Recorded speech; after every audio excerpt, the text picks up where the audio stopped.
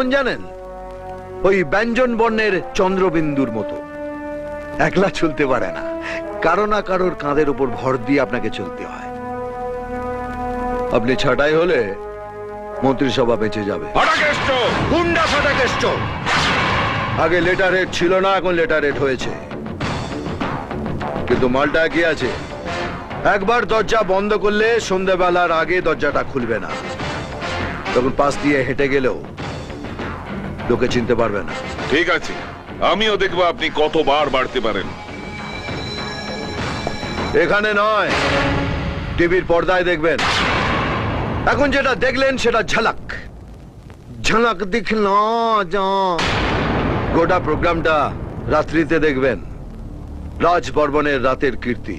Minister, আমি minister, minister.